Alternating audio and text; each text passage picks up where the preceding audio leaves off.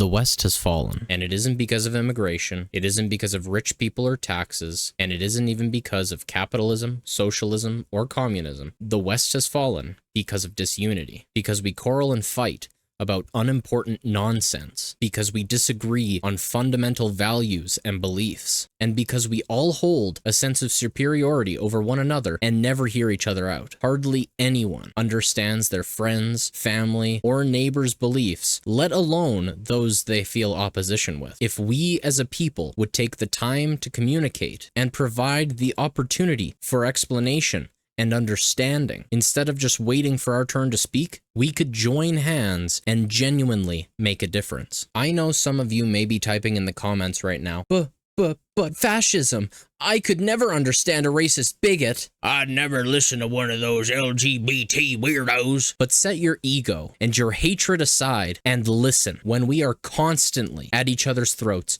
we cannot move forward. When we are constantly ignoring real politics and instead choosing ideology, we cannot make a change. Fighting amongst ourselves is the easiest way that those who wish to do us harm, those who wish to subjugate us, can achieve their goals. When we have our eyes off the ball and the goalkeeper is distracted, that is when they get one over us. So let me say this another way. No fucking fighting! Do you think the censorship in the EU was a mistake, an accident, or a coincidence? Do you think the unlawful actions of our governments are in our best interest and because they think we should have the power? Absolutely not. Both of these are government overreach intended to silence and weaken our voices regardless of our politics, our policies, or our ideologies. These rules are being put in place and enforced so only they have a say. I have lived in Canada my entire life, and I have loved every minute I have spent in this beautiful country. But every year, the people around me get more divided, more depressed, and more angry. Every year, the media gets more biased, more corrupt, and less honest. And every goddamn year, our debt goes higher and higher, our voices get ignored, and we lose more educated and amazing people. We lose small businesses, we lose large businesses, and above all else, we lose the Canadian dream. This is absolutely not unique to Canada, and it certainly won't stop when all we're doing is fighting with each other. The only way that we as a people, that we as Western civilization can turn this around is for us to unify, to set our differences aside and to focus on what is wrong. Every single Western nation has a higher debt than their entire GDP. Every single Western nation has collapsing birth rates. Every single nation has higher rates of chronic disease. And every single Western nation has higher rates of depression, anxiety, and suicide. But sure, let's focus on tariffs. Let's focus on the climate. Let's focus on Israel and Palestine. Let's focus on China. Let's focus on Ukraine and Russia. Let's focus on every single goddamn thing that doesn't help our people. I am absolutely not saying that any of those things are right, righteous, or good. What I am saying is to put your oxygen mask on first and then help somebody else. As much as I and many of you wish we could do both, it is not possible. We only have so much. If we suffocate giving it to others, nobody gets help. The tap runs dry. So what can you do? What can we all do? First and foremost, you can listen. Try and understand those you disagree with. Have some empathy and put yourself in their shoes. Understand why they feel the way they feel, why they believe what they believe. Secondly, don't vote for some crooked scumbag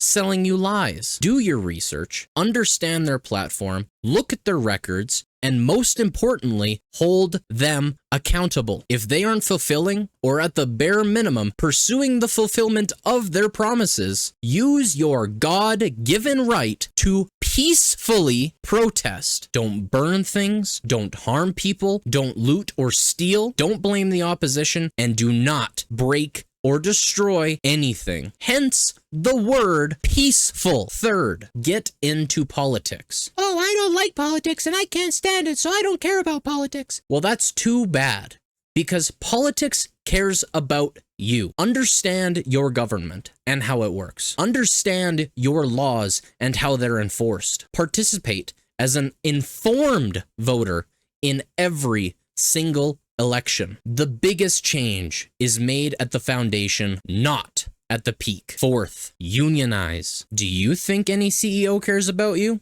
Nope. The only thing they care about is the majority shareholders. Don't let them convince you, oh, you hold 0.03% of the stock. Your interests are our interests. Or try and convince you, here's a stock purchase option for your compensation. We value your input as an employee. That is complete and utter, absolute, unquestionable bullshit. When you and your coworkers, and yes, I'm including the bad ones, gather together and force their hand, you hold the power. Layoffs? Only with union permission. Wages? Way higher now. Culture? You can actually have vacation days or take maternity or paternity leave. Your benefits? Significantly better, faster, and greater coverage. I know a few of those points might be moot to our European brothers and sisters. However, here in Canada, and particularly the United States, these can be big issues. Now, we don't want anything to happen like during the Industrial Revolution, where we have union busting militias fighting against union militias, but we also don't want to be making less than our parents, grandparents, great-grandparents for some people when we get into the workforce. And absolutely do not let anyone tell you, oh, you could make so much more if you weren't unionized. You'd be properly compensated for your skills, because you absolutely could be compensated better for your skills, but you won't be fairly compensated for your skills. You'll get paid the same as your coworker who does nothing all day and has never participated in their job. I know some of the more vindictive people watching this are thinking, oh, well, if I unionize, then Joe Schmo over there not doing his job gets a raise too, and they protect his job. So I'd rather just stay ununionized. I agree those lazy idiots don't deserve their wages, but you do. The union isn't protecting them. Unengaged and or uncaring management is. You are working hard. You are slaving away. You are the person making the company money. So as a result, you deserve to be making significantly more money. And so does every other person who does their job well. Oh, but what about the economy and about inflation? What about it? A simple, fast, and easy search on your chosen search engine will come up with the following results. It will tell you that higher wages can have an effect on inflation, but it is minimal at best. Furthermore, it will tell you what actually impacts inflation is price gouging by greedy corporations and money printing by irresponsible, unaccountable governments. So you may be thinking, and understandably so, how does increasing a company's largest overhead not cause inflation? This is an excellent question with a very simple answer. So let's run through something. Let's say a company has 10 employees. Each of them are currently making $15 an hour, which is minimum wage here in Alberta, Canada. Let's say those 10 employees, each and every one of them, goes from $15 to $20 an hour. That means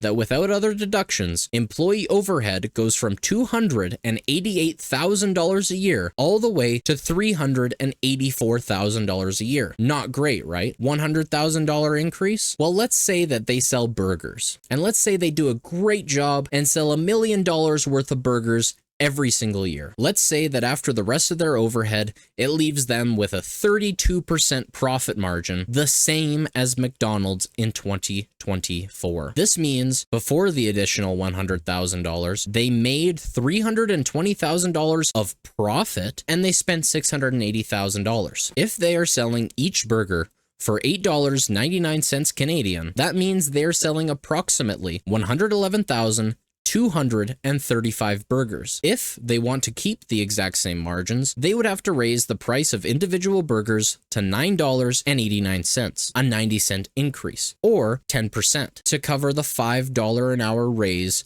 the 10 employees got. Let me put that another way. When they spend $50 an hour more, a 33% increase in wages because you unionized, they only raised prices 10%. So let's be really liberal with the numbers. Let's say everybody got a 33% wage increase and every single item in the world went up 25% in price. You are still 8% richer at the end of the year. Let's say prices went up even more. Let's say it went up 30%. You are still 3% richer at the end of the year, and you will be richer every year after that. All of this because you unionized. And keep in mind, that's suggesting they maintain their greed and that employees and consumers do not force them to lower their prices. 32% margins on a burger seems kind of insane, especially when you consider that in 2021, they were making about 12% margins on those same burgers. Additionally, when you hold your representatives accountable and you don't allow them to print money incessantly or spend it on frivolous bullshit, your wages grow faster than inflation. You get to buy more every single year. And guess what? You can afford a house with a white picket fence, 2 kids and a dog, with a nice, reliable car, and possibly a vacation home with a vacation every year in your 20s, all on a single income. But double guess what? In modern society, we have 2 incomes. That's double the stuff, baby. The only people that you are helping by saying not to unionize is the corporations, organizations, and wealthy people at the top that you are now allowing to put more in their pocket and put less in yours. Fifth and finally, because I don't want this video to be hours long, socialize, make friends, become part of communities, lead those around you to a better tomorrow. The reason we all hate each other, the reason we hold such contempt and superiority over one another is because we don't know each other. On the outside, all we can see is the stupid mistakes we each make. All of the false beliefs that we make up in our minds about one another. Just because you see me buy a steak, you think that I revel in animal cruelty. Just because you see someone preaching, you assume that they're homophobic. Just because you see someone with a pride flag, you think they're after your kids. All of this is complete arrogance with oneself, a superiority complex, and an ego so massive, psychologists could not study you. You aren't better than anyone. You're barely better than you were yesterday. So get to know those around you, even if you disagree, especially if you disagree. I think you'll come to find that you agree on a lot more than you think and that you'll hate those around you a lot less. And finally, be humble. You'll be happier than you've ever been. Leave a like, subscribe, and share this to get the message out so we can all be more connected and all more unified.